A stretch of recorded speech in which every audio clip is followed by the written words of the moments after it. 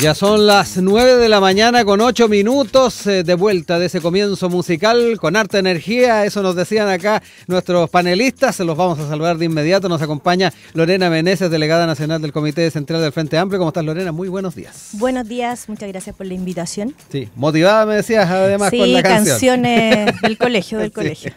Y también nos acompaña Ricardo Hernández, coordinador del programa de Política y Sociedad del Instituto Res Pública, que también le hizo harto sentido el comienzo musical. ¿Cómo estás? Muy buenos días, bien motivado para comenzar la mañana. Sí, oigan, gracias por acompañarnos el día de hoy y poder ir comentando ya estos temas que estuvimos adelantando al comienzo del programa y particularmente quedarnos con este primer tema que tiene que ver con esta suerte de teleserie en torno a hay primarias, no hay primarias, de qué manera se van a desarrollar, a quién incorporamos, a quién no. Finalmente esto fue zanjado ya en la jornada del día de ayer por la propia candidata presidencial de Chile Vamos, Evelyn Matei, que confirmó que llegará directo a la primera vuelta. Era una oportunidad histórica de poder ganar en primera vuelta, dijo, y además tener mayoría parlamentaria. Lo había planteado además semanas atrás. Desafortunadamente, tanto José Antonio Kast como Johannes Kaiser se han negado, haciendo imposible ganar en primera vuelta. Esa es parte de lo que dejó entrever la candidata de Chile Vamos en este punto de prensa que hizo el día de ayer en la comuna de La Reina y que terminó entonces por zanjar estas dudas que se había planteado. De hecho, ayer que uno de los temas que se iba a estar cerrando durante esta semana tenía que ver con la realización de primarias. Sin embargo, esto no sucedió. Estamos a la expectativa también de cómo se va a estar trabajando con su equipo, el equipo que la va a estar acompañando en la campaña. Se habló además de tener ya una jefatura de campaña a propósito de las visiones que hubo sobre estos errores no forzados de la semana pasada, y vienen obviamente análisis y proyecciones de las implicancias que pueda tener esto. Desde Chile Vamos se hizo también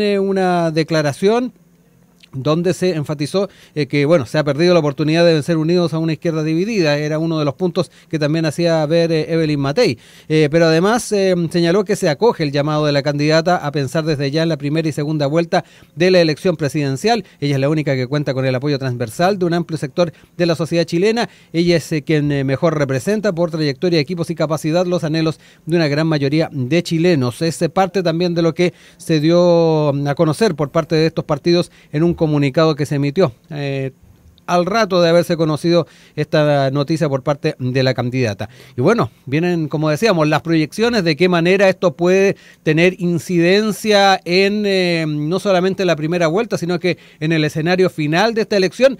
Dejamos ahí a nuestros panelistas para poder entrar también en esa temática y que nos cuenten un poquito cómo están observando ese evento. Lorena, parto contigo para que me cuentes un poquito cómo lo ves, acompañado con todo lo que vino además la semana pasada, que yo creo que ahí también tiene mucho que ver muchos de estos elementos. Bueno, eso comentan, digamos, que parece que hubieron algunos cambios el día domingo a raíz precisamente de algunas declaraciones que habría hecho la candidata Matei. Ahora, yo no puedo estar más en desacuerdo con lo que expresan los presidentes del partido de Chile Vamos. Yo creo que lo que representa este cambio de ir a una primera vuelta directa, digamos, es que representa la fragmentación y la falta de proyecto común que tiene la derecha hoy día.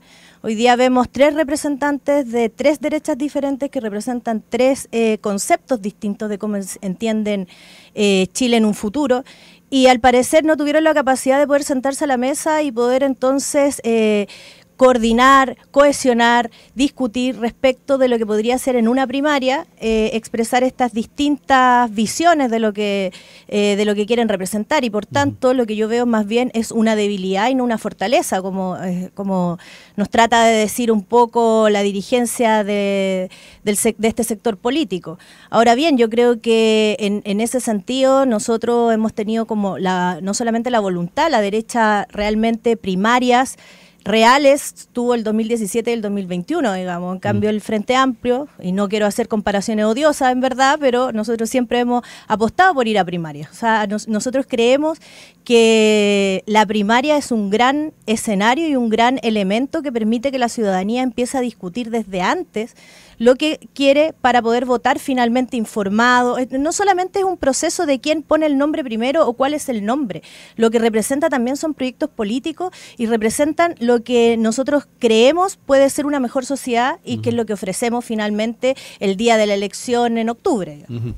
Ricardo, voy contigo también para que me comentes un poquito tu análisis, tu percepción de estas declaraciones, al menos las intenciones que se están observando a futuro. Y ahí también quería citar un poquito una conversación que tenía hoy día en la mañana el presidente de la UDI, el diputado Guillermo Ramírez, con Radio Infinita, y ahí también hizo una suerte de autocrítica, que obviamente se les va a complicar un poco más el escenario, llegando directamente a primera vuelta y segunda vuelta, y también aludió a cierta incertidumbre respecto al resultado, que eventualmente también podría ser negativo. Lo dejó ahí como incertidumbre. No sé cómo lo ves tú también en cuanto a las señales al electorado. Efectivamente, 3 candidatos a primera vuelta va a ser un desafío importante. Quizás la apuesta está ahí, que se baje uno de los dos para hacer una competencia y un poquito más saludable para el sector de la derecha. Yo coincido con mi copanelista de que ya a la derecha ya se ve que son las derechas. Ya efectivamente hay distintas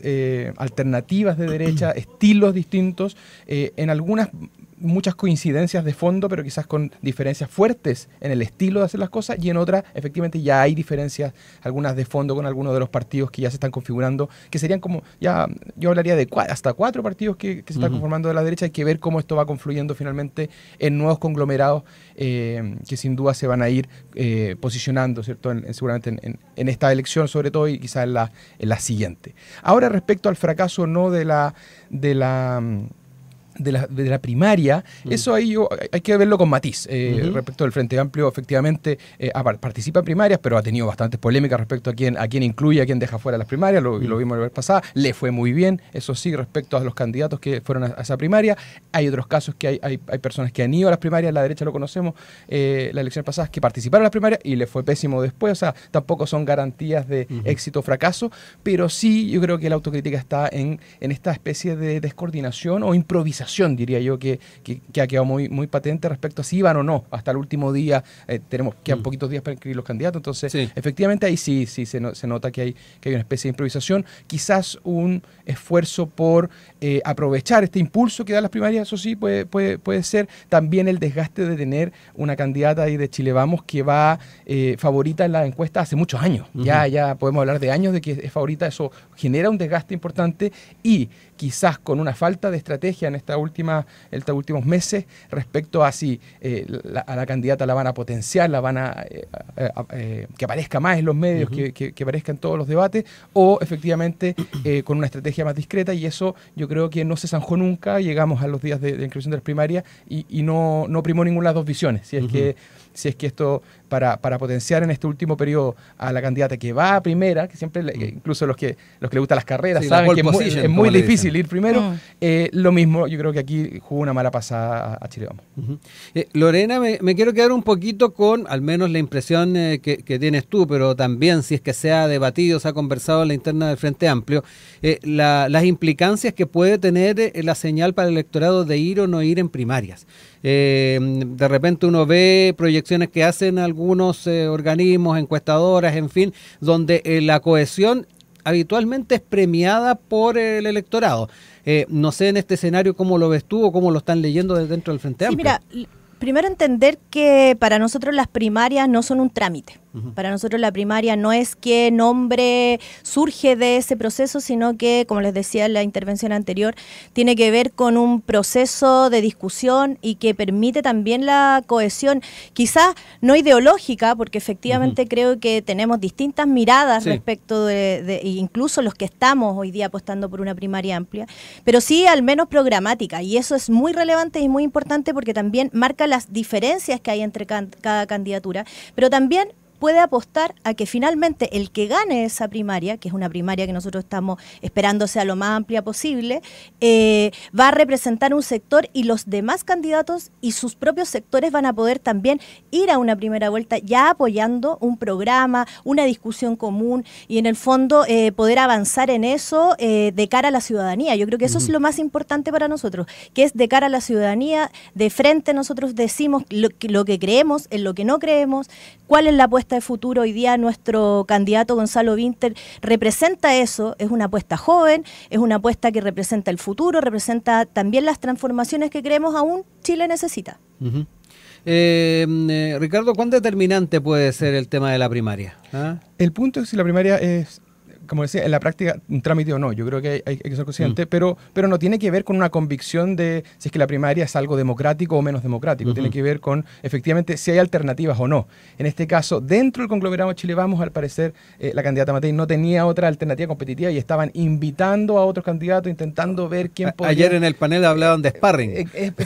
Bueno, sí. ¿Quién lo acompaña efectivamente? Pero eso es porque algo en la práctica está pasando, que la candidata Matei era la única que estaba muy por sobre las encuestas versus sus otros posibles competidores que finalmente no encontraron. A diferencia quizás en la primaria del oficialismo, donde los números son mucho más parecidos, esta sería si lo logran inscribir, sería una primaria realmente amplia del oficialismo. Y bien atractivo además. Claro, con una cantidad de candidatos y proyectos distintos que van a competir. Eso sí, es muy interesante de analizar, pero en la vez pasada no lo fue así. Fue el Frente Amplio con el Partido Comunista, por ejemplo, que fue la primaria que definió la elección pasada. Entonces, como ve, igual hay un aspecto que es de práctica política de qué está ocurriendo en la encuesta y con esta nueva derecha que está surgiendo como proyecto distinto. Ya efectivamente, ya podemos decir que hay dos grandes proyectos de derechas y que no logran ir por ahora todavía en una sola primaria, en una sola. Ahora, ¿cuán efectivo es? Se han hecho algunos estudios de que efectivamente a los candidatos propiamente tal sí les sirve ir a primaria, le da cierta visibilidad, los deja muy bien parados luego, pero no es garantía de éxito.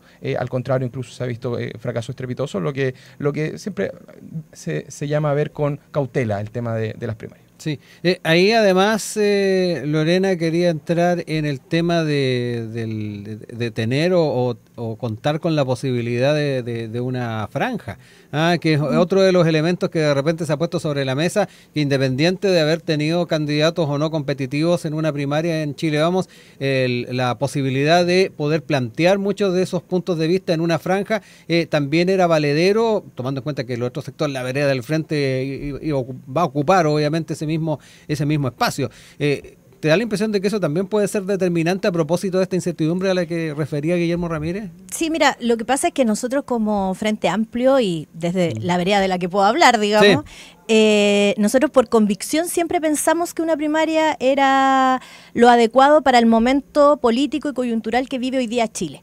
Por tanto, claro, la comparación con el proceso del 2021 era distinta. Todavía no éramos una coalición, estábamos en un proceso muy diferente a lo que se vive hoy día en el país. Y hoy día creemos que una primaria amplia, y esto por convicción, por eso les decía, independiente de qué nombre se sube, qué nombre marca más o eso, creíamos que teníamos que participar de una primaria porque teníamos algo que mostrarle al país. Ahora, desde el punto de vista ya del análisis más electoral, más pragmático, si uno quisiera, más estratégico, claro, es bien como evidente que nosotros vamos a tener la oportunidad de poder hablarle de cara al país, digamos. O sea, yo creo que eso es bien relevante, independiente de que uno pueda decir lo están utilizando para que salgan y posicionar a sus candidaturas. No, nosotros estamos hoy día participando de una primaria que es competitiva, que es atractiva y que es muy importante, es muy democrática. Y yo creo que eso es lo importante y es el mensaje para haber levantado esta primaria, digamos. Sí. Ricardo, ¿cómo se puede contrarrestar ese grado de exposición que puede dar o de oportunidad de presentar proyectos, propuestas, ideas que da una campaña de una primaria dentro de lo que es la institucionalidad, en contrapartida a lo que también tú planteabas hace un ratito, el poder ir tocando temas importantes de la agenda, haciendo puntos, pero me da la impresión de que ahí puede haber un desequilibrio importante. Sí, yo creo que aquí el gran desafío por lo menos de Chile Vamos, pasado este aguacero, es demostrar que tiene un equipo de atrás ya con una estrategia sólida para estos meses que son vitales de campaña. Yo creo que esas señales, más allá del tiempo de exposición que puede haber en una franja o los debates que a veces son bastante interesantes, pero que tienen poca visibilidad, es demostrar que hay un equipo detrás con una estrategia concreta y que si se va a tomar una decisión, se alinea toda la coalición. Y cuando hablo de coalición no hablo solamente de los partidos específicamente, sino de los equipos que hay detrás, los centros de estudios que pueden haber detrás las agrupaciones ciudadanas que también se sumen a ciertos proyectos y que vayan detrás de una línea de cierta candidatura, en este caso de Evelyn Matei, que es la que ha demostrado ahí que está flaqueando al parecer en este tema más comunicacional respecto a su estrategia. Respecto a los otros partidos de las derechas, del Partido Republicano, que está sentándose después de haber tenido años de bastante éxito, de un crecimiento muy explosivo, su desafío es asentarse, ¿cierto? De quedarse con sus parlamentarios que más representen el sentir, el núcleo del Partido Republicano. Hemos visto que ha ocupado ahí la podadora, ¿cierto? Incluso ha expulsado a varios diputados de su bancada, los que no han seguido su línea. Quizás le falta tiempo un poquito al Partido Republicano de que vaya asentando ese partido. Y tenemos dos partidos nuevos, el Partido Social Cristiano y el Partido Nacional Libertario, que son muy nuevitos, que todavía hay que analizar con más tiempo quizás cuáles son su estrategia, que para que vayan creciendo a lo largo del tiempo y se vayan asentando en la política chilena. Lorena, a propósito de lo que decía Ricardo, del poder contar con un equipo Evelyn Matei que efectivamente pueda ir apoyando el tema comunicacional, los contenidos, en fin, algo que quedó bastante en evidencia la semana pasada, a propósito de estos errores no forzados de los que hablaba yo recién. ¿Cómo ves también ese factor a la hora de enfrentar lo que se viene de aquí en adelante? Después de una primaria, una primera vuelta, y con estas dos candidaturas de las que también aludía Ricardo, que vienen de la derecha un poco más extrema, y que de alguna manera se ha hecho la interpretación de que efectivamente Evelyn Matei ha estado buscando esos nichos con cierto discurso. ¿Cómo ves también ese elemento a la hora de también apuntar a un debate que también tenga altura de miras?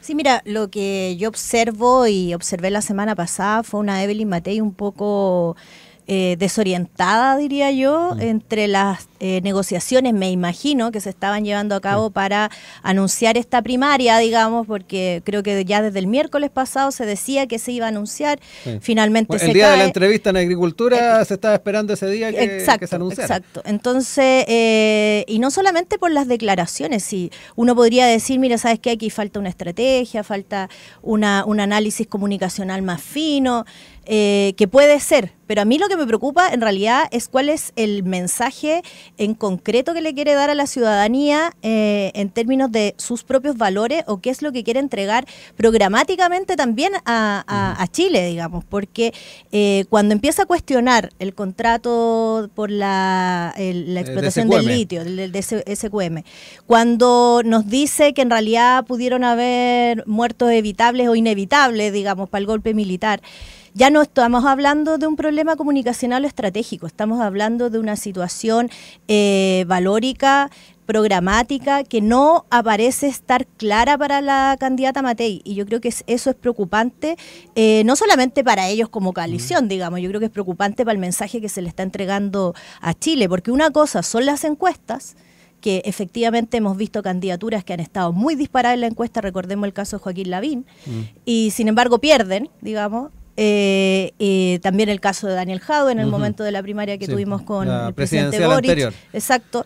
Entonces, una cosa son las encuestas y otra cosa es qué es lo que le quiero entregar al país. Y yo creo que ahí hay un problema en la derecha, porque creo que tienen tres discursos diferentes en donde la candidata mejor posicionada según la encuesta está tratando de tomarse el discurso, y que en el fondo mi impresión es que no se les vayan por la derecha, digamos, los posibles votos, ya que no ha tenido posibilidades tampoco de crecer por el centro. Entonces, del discurso moderado que aparecía, que tenía inicialmente, hoy día se está yendo hacia el otro lado. Entonces, finalmente, a la ciudadanía la impresión es que hay un mensaje poco claro, confuso, y eso no es una estrategia comunicacional, sino que yo creo que los mensajes que está dando sí son de fondo. Y eso yo creo que sí debiera estar en el debate público para poder enfrentar también y ser transparente con la gente el día que vaya a votar, digamos. Sí.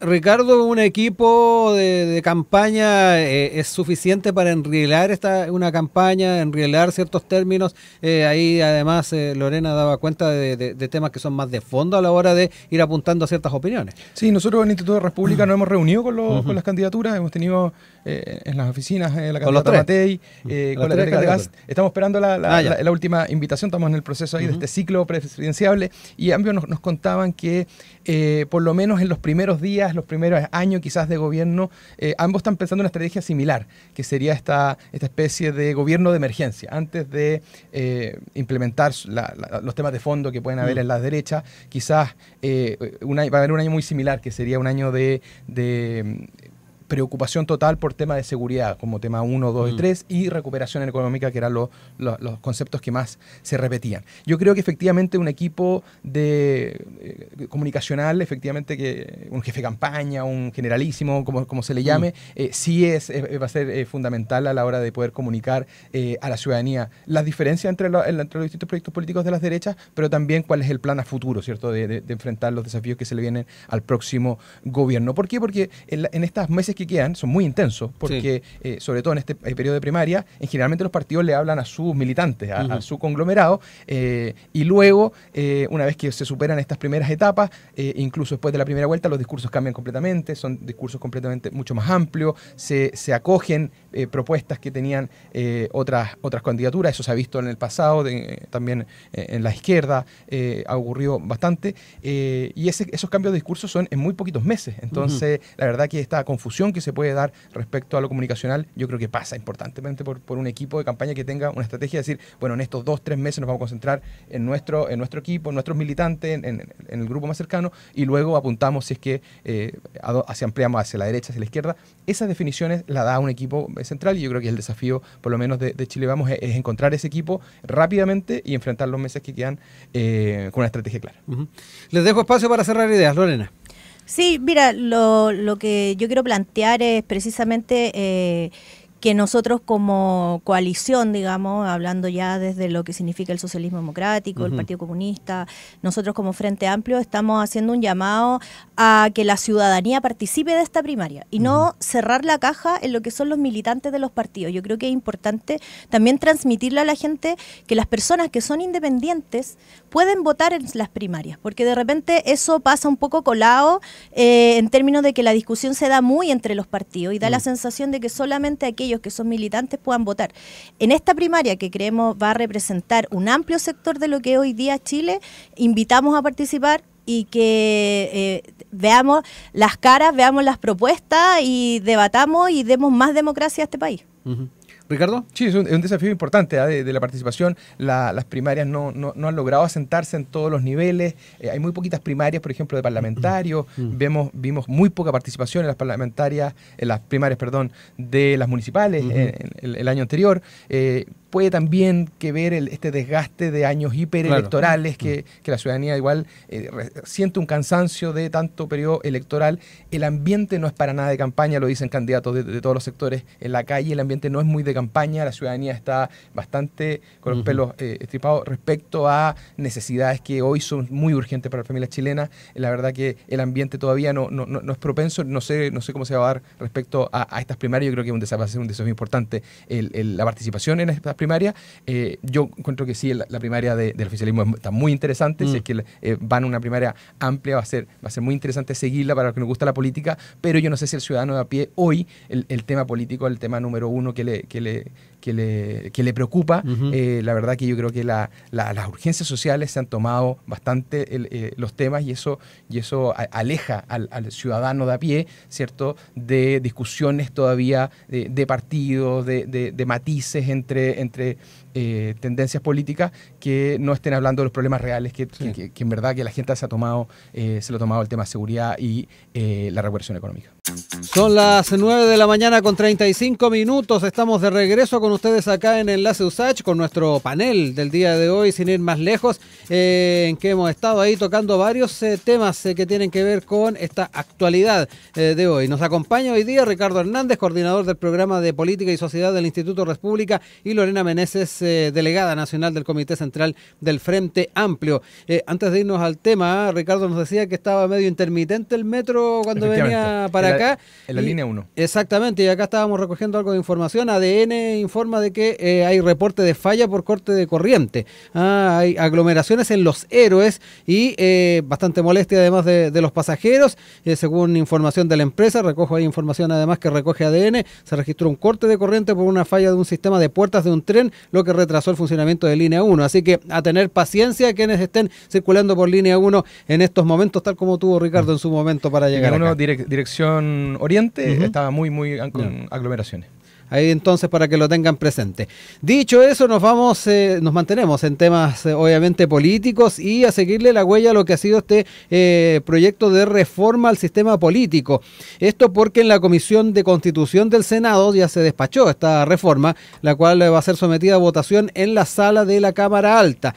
Una iniciativa que, según también se recoge en prensa, cuenta con un respaldo transversal entre legisladoras y legisladores. Para ser aprobada necesita el apoyo de al menos 4/7 de los senadores, es decir, 29 votos favorables. Y bueno, está obviamente la reposición de este umbral del 5%, que en un principio no se había contemplado en la propuesta del Ejecutivo, en lo que tiene que ver también con reducir obviamente la fragmentación en el ámbito legislativo. Se contempla un mecanismo excepcional para que partidos que no alcancen el actual umbral mínimo del 4% en las elecciones parlamentarias de este año puedan fusionarse, permitiendo así, entre comillas, se dice, salvación de algunas candidaturas. Y otro punto relevante de lo que se reporta de esta propuesta es el establecimiento del cese del cargo para parlamentarios que renuncien al partido político por el que fueron electos o que abandonen su bancada original, tema que a mí me da la impresión tiene bastante consenso. En ese sentido han habido visiones un poco más críticas, como el caso del senador Rojo Edwards, que tuvo una discusión en la última votación al acusar que esta iniciativa se asemeja a la propuesta del primer proceso constituyente. Hubo reacciones rápidas y en ese sentido es importante ver cuál es la mirada. De hecho, del propio Chile Vamos ha habido miradas críticas a Edwards. Juan Antonio Coloma, por ejemplo, el senador dijo que comparar esto con el proceso constitucional me parece completamente fuera de lugar y es una forma de generar una falsa perspectiva, una falsa división, y yo quiero hacerme cargo del tema de fondo. Si hay alguna razón por la cual fracasan los países es cuando se pierde la gobernabilidad. Algunas de las visiones que está teniendo este proyecto lo hemos tratado en otras oportunidades acá en el panel, pero pareciera que al menos en el Senado ya está tomando un poquito más de color. Ricardo, parto contigo para que me cuentes un poquito, no solamente tu apreciación de cómo se ha ido avanzando en esto, sino que también los bemoles que se han hecho por algunos sectores políticos y obviamente toda la incertidumbre que hay cuando pasa a la Cámara de Diputados, donde ahí son directamente incumbentes. Efectivamente, es un proyecto de ley que hemos venido siguiendo en tu programa, sí. Hemos conversado en varios programas respecto a las necesidades de reformar el sistema político o el sistema electoral. Nosotros siempre somos bien cuidadosos, hay veces que se habla de reforma del sistema político, pero en verdad son normas electorales que tienen importantes cambios, o sí, o podrían tener importantes cambios. El proyecto de ley, la verdad que ahí el senador Rojo Edwards hace efectivamente una exageración, no se parece al primer proyecto, más bien son propuestas casi calcadas, la propuesta original, por lo menos, del senador Durresti, ¿cierto?, con la senadora Luz Benperri, que son como los rostros que han aparecido quienes la impulsaron. Son propuestas del anteproyecto de los expertos del segundo proceso constitucional, son propuestas calcadas. Ahora, respecto a esas normas hay que mirarlas con cuidado. Recordemos que ese anteproyecto de los expertos venían normas a veces con el tejo pasado, a veces silencios importantes porque no se podían poner de acuerdo. Ahí solo se plasmó lo en que se podían poner de acuerdo estos expertos nombrados por los partidos. Entonces, también hay que tener mucho cuidado porque son normas que justamente la delicadeza que hay que tener cuando se reforma el sistema político es que son los propios políticos, los propios que se van a ver afectados por las normas, los que la están legislando. Entonces, efectivamente hay opiniones que pueden ser muy ciertas, pero otras que vienen del punto de vista, oye, esta norma me va a afectar, entonces no conviene y salimos a torpedear. Ese es un punto importante. Respecto al análisis, yo creo que hay dos normas que hay que destacar, que es la del umbral del 5%, que dejaría fuera a estos parlamentarios de no cumplir ciertos requisitos, que sería la norma, creo yo, más efectiva. No deja contento a todos, no es que una norma que guste mucho, pero sí es la norma que, por lo menos en este proyecto, es la que más atacaría el problema de fondo, que es algunos parlamentarios que de proyectos chicos, de proyectos PYME, que quedarían fuera de no cumplir los requisitos. Y la otra norma muy polémica, que ahí no sé si estoy tan de acuerdo, es respecto a la renuncia, a la pérdida del escaño por renuncia del partido. Y esto porque hay casos contrafactuales. Efectivamente, uno hace cualquier estudio en un centro de estudio, hacemos un estudio del Congreso y es muy difícil porque son todos ex algo. Salió por cupo y ahora actualmente es independiente. Cupo tanto actualmente del partido. Hay unos que incluso han pasado por 3 partidos distintos a lo largo de solo esta legislatura. Y eso es un problema real. Ahora, también hay casos contrarios. Por ejemplo, lo que ocurrió con la democracia cristiana. Es decir, que ahí parece que la democracia cristiana fue la que se movió de su eje y son sus parlamentarios que no se sintieron representados por el partido que originalmente lo había sido electo y renunciaron a ese proyecto, no porque ellos cambiaron de convicciones, según estos parlamentarios, sino porque el partido fue el que se movió de su eje, de lo que originalmente le habían ofrecido a la ciudadanía. Entonces, ahí, por ejemplo, esa norma pone alguna atención, pero sí son normas que atacan el problema. Sin embargo, también, y como ya se ha anunciado también por parte del Ejecutivo y de otras, esto va a requerir de otras leyes también electorales que acompañen esta reforma si es que realmente se quiere atacar la fragmentación que tiene el sistema político.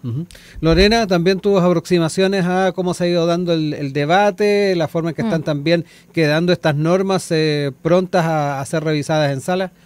Mira, yo, sin ser experta en sistema político, siempre lo digo porque creo que la discusión siempre se va como muy a lo técnico y yo creo que ahí es donde se aleja de lo que la gente pueda entender de lo que significa esta reforma. Y yéndome más a lo político, digamos, creo que en realidad es una reforma bastante conservadora. Creo que se podría haber apostado por una profundización de la democracia a través de esta reforma. Sin embargo, en mi juicio, no se consigue toda vez de que se rechazan algunas cuestiones que para nosotros, y se aprueban otras que por lo menos para mi visión, eran importantes para poder reforzar la democracia, no necesariamente para darle más cabida a los partidos tradicionales, digamos. O sea, y eso, por ejemplo, el tema del rechazo de las órdenes de partido, Sí. Yo creo que en ese sentido lo que se buscaba, por lo menos desde el Frente Amplio, es que existiera una coherencia entre la persona que sale electa por un partido al momento de votar y que tiene que ver también con quién estás representando tú el momento en que votan por ti, digamos. Y por tanto, rechazar esa norma a mí me parece que en el fondo nos pueda generar un problema que tiene que ver más bien con la conciencia, un poco lo decían acá, cómo alguien puede ir pasando de partido en partido, si finalmente cuando tú estás en un partido, eres electo en el cupo de un partido, representa una visión ideológica, ética, moral, de valores, que es por las cuales la gente votó por ti. Si tú renuncias a eso o no sigues eso, digamos, esa orden de partido que en el fondo le busca dar coherencia a lo que se está votando, en el fondo no estás representando finalmente a los votantes. A eso voy yo con los problemas de esta reforma que no profundiza la democracia, sino que más bien cubre un poco a los partidos más tradicionales, y eso lo vemos en el 5% del umbral que sí fue aprobado y que en el fondo a mi visión creo que fortalece más a los grandes partidos, diciéndolo yo desde el Frente Amplio, que somos el partido que tiene hoy día mayor cantidad de militancia, somos el partido que está en más cantidad de comunas dentro de Chile, etcétera, pero que tiene que ver también cómo nosotros abrimos la posibilidad de que otras personas que no se sientan representadas por los partidos tradicionales puedan entrar al sistema político y a la institucionalidad. Y porque al hacerlo de esta forma, en el fondo, lo que tú estás provocando es que siempre estas personas hagan una política del outsider, digamos. Sí. Entonces, que al final de cuentas tampoco te ayuda, en mi punto de vista, a fortalecer lo que significa la participación democrática. Y bueno, y ya lo último, que es el que se aprobó, ¿sí? Se aprobó el tema de el pérdida de escaño por renunciar al partido, que yo creo, bueno, ahí hay una visión que yo creo que es un poco más matizada, digamos, porque yo por lo menos estoy de acuerdo con que se pierda el escaño y no significa esto en términos como de una ley mordaza, porque finalmente también hay un problema de coherencia de lo que tú representas versus lo que tú votas, o cuando tú renuncias a un partido y cuando no te sientes identificado. Me parece a mí que en el momento en que uno está militando postula a un cargo parlamentario, presidencial, alcaldía, concejalía, por un partido, tú también asumes una responsabilidad con ese partido. Y por tanto yo creo que ahí, pero yo creo que esa es una visión más bien como de mi cargo de ex secretaria general, como que soy muy ordenada con esas cosas. Entonces, a lo que voy, y que creo que es como el mensaje, digamos, es que mi sensación es de que esta reforma salió muy conservadora, con mucho miedo a alterar a los grandes partidos, al orden, digamos, y que se podría haber profundizado mucho más y transformar a través de esta herramienta una democracia mucho más profunda, digamos. ¿Cómo ves ese tema de una reforma conservadora? Sí, la reforma es conservadora, es decir, no son cambios bruscos, no son cambios sustanciales de la democracia, no genera más o menos democracia, efectivamente son... ¿Resguarda a los grandes de alguna manera? Sí, tiene, ejemplo, la renuncia al partido sí es una que fortalece al partido, la orden de partido, por ejemplo, también es una institución que fortalece la directiva del partido, también eso hay que tenerlo bastante claro, dificulta al partido chico, eso es cierto. Es una reforma, eso sí, y lo ha dicho el senador Durresti en su momento, constitucional, o sea, es una reforma que toca ciertas teclas en la Constitución y otra reforma con otras instituciones tendría que ser un proyecto de ley que ataque la ley electoral, ¿cierto? Sí. No solo la Constitución. Entonces, se ha dicho desde el principio, el Ejecutivo incluso ya ha prometido que va a enviar ciertos proyectos de ley respecto a otros cambios electorales. Nosotros también hubiésemos apostado por un cambio un poquito más cirugía mayor, pero nosotros apostábamos efectivamente por disminuir la magnitud de los distritos. Es decir, la gente hoy día, los distritos grandes, comparte el distrito con muchas comunas y con muchos candidatos. Sí. Eso provoca que la gente vote por los 2 o 3 más conocidos y después hacia abajo simplemente se viene un arrastre importante de candidatos que no conoce mucha gente, que son candidatos de nicho y que están todos los incentivos puestos para que ese candidato prefiera hacer el díscolo, prefiera hacer desde algunas payasadas de los que hemos conocido de todos los sectores, hasta tratar de ser el distinto, el que pone el matiz, y eso le rinde para después volver a ser electo el próximo periodo. Entonces, esos incentivos a hacer el díscolo son los que le ha hecho bastante daño a esta fragmentación. No es tanto la existencia de distintos partidos y movimientos, sino que este incentivo a hacer el díscolo, incentivo a hacer el distinto al ser el payaso, incluso la payasada o la pachotada, está rindiendo frutos en el Congreso, y eso es lo que provoca que haya ya incluso podríamos decir una bancada de díscolos de personas que uno ya identifica que están ahí tratando de aparecer en redes sociales, aparecer con algo famoso, porque eso les asegura que por lo menos un porcentaje vote por ello y eso le asegura un cupo. Y eso es lo que hay que cortar. Hay efectivamente herramientas que apuntan a eso, todas muy delicadas, todas generan alguna tensión en los partidos grandes, los partidos chicos o en las directivas, que es lo que hay que tener mucho cuidado con no confundir fortalecer la democracia con fortalecer a veces la directiva del partido o no fortalecer los partidos, no anquilosar a los partidos que ya están funcionando, ya son partidos grandes, versus también dejar espacio para que nuevos proyectos también puedan aparecer, pero no como pyme, no como aprovechamiento, sino como nueva alternativa para desafiar a los grandes. ¿Eso implicaría también reticencia desde tu perspectiva al tema de la orden de partido? Por lo menos, o sea, si es que la crisis hoy está en los partidos y la gente identifica que la crisis está en los partidos, una norma así por sí sola sí sería un problema. Yeah. ¿Y con qué se debería acompañar? ¿Con una cirugía mayor? Entonces? Una cirugía mayor, claro, que implique, claro, quizás mayor poder de los partidos con sus bancadas, pero también mayor desafío de transparencia, de democracia al interior de los partidos que se requiere si es que queremos darle más poder a los partidos, también una contrapartida. Sí, Lorena, respecto a ese tema. Mira, lo que pasa es que hay una cuestión que hay como un diagnóstico transversal, diría yo, de que hay que hacer reformas, que hay que modificar, porque efectivamente creo que y yo creo que ahí es donde tenemos como un matiz que tiene que ver con, ¿es el discolaje o son los independientes, digamos? O sea, ¿a cuál de los dos lados es lo que tenemos que entonces atacar? Porque finalmente, claro, coincido en que muchas veces este parlamentario que trata de destacar por dar un golpe noticioso, por salir en una portada, genera un problema problema que tiene que ver con los acuerdos, con la democracia, con poder generar reformas, con lo que la ciudadanía al fin y al cabo es lo que quiere. Y si bien consigue la portada, aleja cada vez más la política del ciudadano de a pie. Entonces se genera este efecto perverso. Pero también, y en ese sentido creo que sí es importante haber aprobado el tema de las órdenes de partido, no porque voy a fortalecer el partido en sí mismo, sino porque el partido responde de una manera mucho más institucional a su electorado y a su militancia. Existen mecanismos que permiten que un partido se pueda ordenar en torno a unos principios y valores que son además públicos, que están en todas las páginas web de cada uno de los partidos. Por lo tanto, el renunciar a eso permite que exista un alguien que por dar un golpe periodístico pueda ir en contra incluso de lo que el propio partido transmite como principios y valores que han sido aprobados por un Consejo General, un comité central. Por lo tanto, yo creo que no es fortalecer en sí a las directivas, sino que tiene que ver con la institucionalidad partidaria.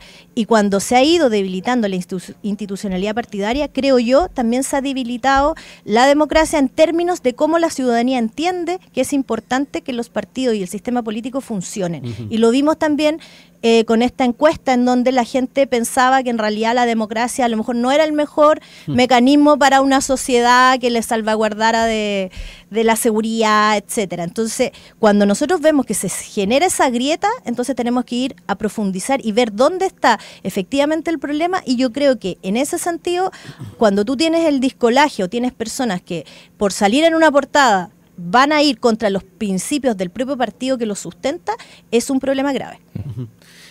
Antes de darte la palabra, Ricardo, cuando hablamos de cirugías mayores, Lorena, ¿cómo ves también ese tema? ¿Por dónde se podrían explorar? Mirando muy a mediano o largo plazo, tal vez, por ahí se plantea el redistritaje de alguna manera.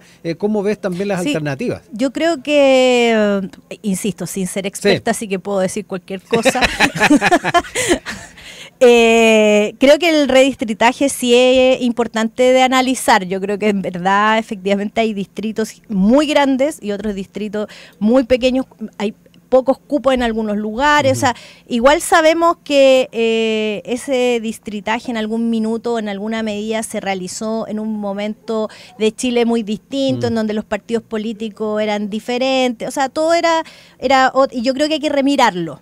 También creo que hay que darle más vueltas a hacer un proyecto un poquito más transformador en términos de fortalecer, insisto yo, lo que representan los partidos políticos, pero no significa cerrarle la puerta a la instancia de que se generen nuevos partidos políticos, pero quizás ahí poner algunas barreras o algún tipo de normativa, reglamento que haga que los partidos políticos, claro, no sean unas pymes, digamos, a los nuevos partidos, sino que existan ciertos elementos que tengan que cumplir, que no sea solamente quizás reunir tantas o cuales firmas, digamos, porque lo hemos visto también. Entonces yo creo que hay un término medio, que no hay acuerdo suficiente todavía en eso, y que creo que efectivamente es re complejo cuando la elaboración de estas transformaciones la hacen los mismos a las cuales se les va a aplicar. Entonces como juez y parte, digamos, y yo creo que ese sí es un problema. Sí. Últimos minutos para ir cerrando también ideas en este ámbito, Ricardo. Sí, no, en ese sentido no hay que ser experto, ¿eh? Uno le pregunta a los expertos y ellos mismos te dicen, aquí no hay varas de plata, acá los mecanismos todos tensionan algo, tensionan la democracia. Cuando uno deja fuera a un parlamentario que fue electo en esa región, por ejemplo, efectivamente hay una tensión democrática y hay gente que votó por él, ganó y resulta que no quedó en el Congreso. O sea, todas estas medidas generan ciertas tensiones a nivel democrático, entonces tienen sus problemas, tienen sus tensiones y hay que ir evaluándolo siempre con un termómetro muy, muy, muy delicado. Ahora, esto abre la puerta efectivamente a soñar a veces. Cuando uno hay reforma al sistema político, aparecen, y los expertos mismos lo dicen, yo soy experto soñador, soy experto pragmático, y se identifican ellos, porque claro, si uno quiere reformar el sistema político, los que somos de regiones, por ejemplo, y esto es transversal a varios temas más políticos de fondo, a muchos desearíamos que, por ejemplo, que el Senado fuera una cámara mucho más territorial de lo que es actual. Hoy día como que se confunden, en cierto sentido, las fuerzas políticas. ¿Cuál es la diferencia entre la Cámara de Diputados y la Cámara y el Senado? O sea, si el Senado efectivamente solamente fuera representación de regiones, sin importar la población, versus la Cámara de Diputados, que fuera una cámara política. Y ahí tenemos una diferencia entre cámaras que podría ser interesante, y las regiones aparecer mucho más representadas en la política chilena. Otro cambio importante ahí que se impulsa desde las regiones. Pero por otro lado, también si uno le pregunta a la ciudadanía, y le preguntamos a los que nos están escuchando, los auditores, ¿por qué votó usted por el último parlamentario? El diputado que votó usted, ¿lo votó por el partido? Porque el partido le dijo, hay que votar por él y yo confío en este partido, o lo votó porque confío en la persona de ese diputado. Y ese matiz, y hay veces que pueden ser ambas respuestas, pueden ser, no, yo voté porque era del partido y porque me gustó, porque confía. ¿Cuál es lo que más pesa hoy en día en Chile? Eso no está claro. La verdad que hay un equilibrio ahí importante, hay personas que dan respuestas distintas, no está definido, y eso tiene mucha implicancia respecto a si es que, por ejemplo, le damos estas pérdidas del escaño porque se cambia, porque si la ciudadanía está votando por sus candidatos, por las personas, eso tensiona bastante la democracia. Si las personas están votando por sus diputados, por los partidos, por las convicciones políticas que ellos tienen, efectivamente tiene mucho más sentido que haya incluso estas sanciones tan graves como la pérdida del escaño por no cumplir con los principios del partido. Ahora, también haría ese matiz de el principio del partido es una cosa y lo que diga el partido es otra. Esa también es una tarea interesante y un desafío, creo, de los partidos. Lorena, para cerrar el panel de hoy. Sí, yo solamente decir que el sistema electoral que permite elegir a los parlamentarios implica necesariamente que están reunidos en torno a algo, digamos, porque son listas. Porque si fuera votación directa, claro, uno podría decir, mira, en realidad se vota por tal persona y qué sé yo. Pero en verdad tú votas en una lista que representa algo. Por eso es que yo creo que es importante darle una segunda mirada a qué es lo que sucede con el elector cuando está votando por tal o cual persona. Coincido en que hay matices, en que hay figuras que de repente arrastran al resto, lo hemos visto también. Sí. Pero de todas maneras, mi impresión es que creo que lo que debe haber es tratar de meterle más el diente, a transformar un poquito más profundamente, y por otro lado me da la sensación de que lo que premia a la ciudadanía finalmente es la coherencia. Entonces cuando no hay coherencia, de repente es bueno hacer un borde, un marco regulatorio que permita entonces esta coherencia. E insisto, yo creo que también los partidos tenemos el deber de seguir dándole vuelta a esto. Bueno, ustedes saben, nosotros en el Senado tenemos un voto, así que en realidad tampoco podemos intervenir mucho ahí, pero sí desde el Ejecutivo, entiendo, se va a presentar nuevas propuestas, y creo que es interesante, sí, cómo se abrió el debate, a pesar de que algunos decían que en realidad a la ciudadanía no le importaba ni le interesaba, así que yo creo que eso es importante. Siendo ya las 9:57, no nos queda más que agradecerle a Lorena Meneses, Ricardo Hernández, que nos acompañaron en el panel del día de hoy. Muchas gracias, nos reencontramos pronto nuevamente. No, feliz de acompañarnos, que esté muy bien.